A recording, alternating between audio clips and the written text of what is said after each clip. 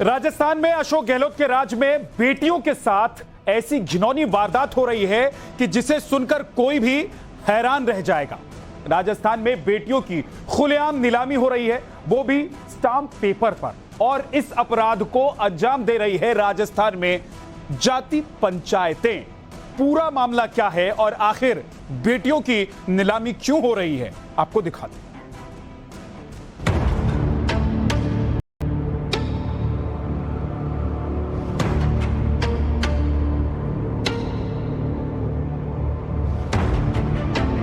गहलोत सरकार में महापाप।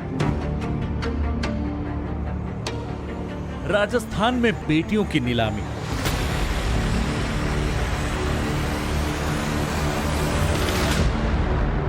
स्टैम्प पेपर पर लड़कियों की खरीद और बिक्री। आपने सीरिया इराक से ऐसी खबरें जरूर सुनी होंगी जहां आईएसआईएस लड़कियों को गुलाम बनाता है। आपने अफ्रीका से भी ऐसी तस्वीरें देखी होंगी जहां बोको हराम महिलाओं और नाबालिगों को गुलाम बनाता है। लेकिन राजस्थान के भीलवाड़ा में ऐसा ही घिनौना जुर्म हो रहा है, जहां स्टैम्प पेपर पर लड़कियों का सौदा हो रहा है। लड़कियों को खरीदा और बेचा जा रहा है। बेटियों का सौदा पंच और सरपंच करते हैं। पहले लड़कियों के माँ बाप को कर्ज के जाल में फंसाया जाता है और फिर कलयुग के ये दानव बेटियों का लिखित सौदा करते हैं। उम्र और सुंदरता के हिसाब से लड़की की 8 से 10 लाख में बोली लगाई जाती है।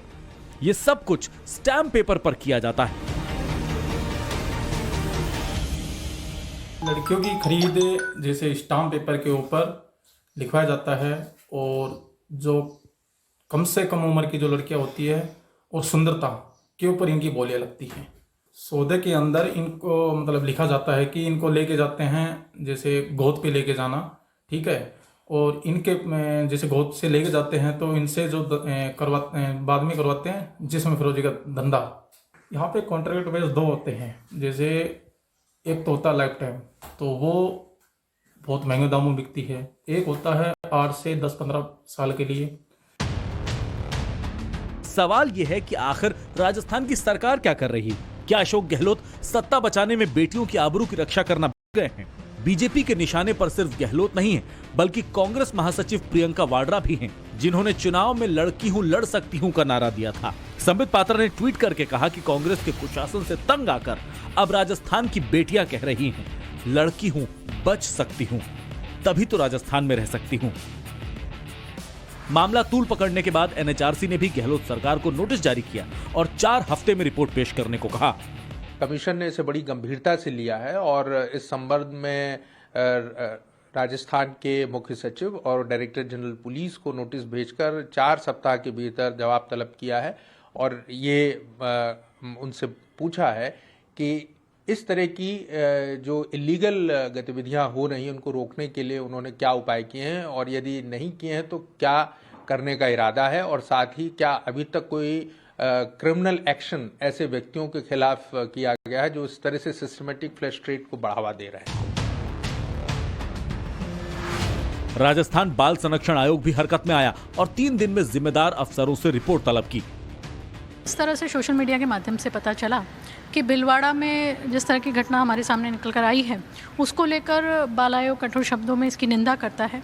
और जैसे ही इस घटना की जानकारी प्राप्त हुई, तुरंत प्रभाव से इसको प्रसंज्ञान लेते हुए हमने वहाँ से तथ्यात्मक रिपोर्ट चाहिए है।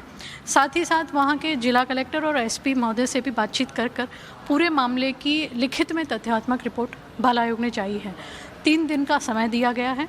3 दिवस के अंदर अंदर पूरे मामले की तथ्यात्मक रिपोर्ट हमारे सामने होगी, और आवश्यकता पड़ी तो मौके पर जाकर मेरे स्वयं के द्वारा भी पूरे मामले की छानबीन की जाएगी।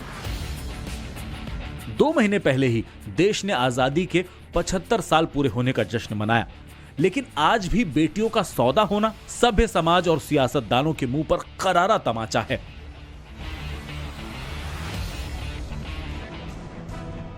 राजस्थान के भीलवाड़ा में बेटियों की नीलामी की घटना गहलोत सरकार के ऊपर लगा एक ऐसा धब्बा है जिसे धोना संभव नहीं है।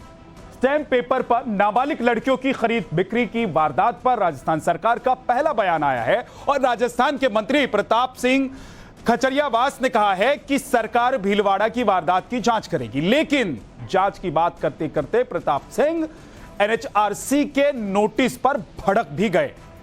खचरियावास ने कहा कि एनएचआरसी को पहले भीलवाड़ा की घटना की जांच करनी चाहिए थी, लेकिन मानवाधिकार आयोग ने सीधे सीधे नोटिस भेज दिया। आपको बता दें कि एनएचआरसी के अलावा राजस्थान बाल आयोग ने भी पुलिस से इस मामले में रिपोर्ट तलब की है।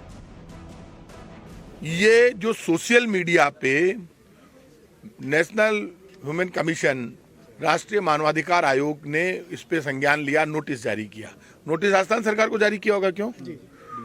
डीजीपी को जारी किया। राजस्थान सरकार को नोटिस जारी करने से पहले राष्ट्रीय मानवाधिकार आयोग को आगे बढ़कर अपनी जांच टीम भेजनी चाहिए थी, वहां पर सच्चाई सामने लाना चाहिए था। ये कोई पॉलिटिकल इशू नहीं है, ये कांग्रेस बीजेपी का मुद्दा नहीं है।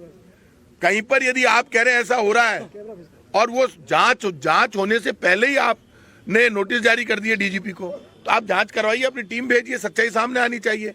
तो ये सारा मामला जब आपने डीजीपी को नोटिस भेज दिया तो डीजीपी तो जांच करा लेंगे, राजस्थान सरकार जांच करा लेगी। जांच होने के बाद सच्चाई सामने आने दीजिए, मामला सही है या झूठ ये तो सामने आए, पहले ही हम कह दें तो राष्ट्रीय मानवाधिकार आयोग को पॉलिटिकल कार्रवाई नहीं करनी चाहिए। लोकतंत्र में वक्त एक छोटे से ब्रेक का है, फौरन वापस लौटेंगे, आप रहिएगा हमारे साथ।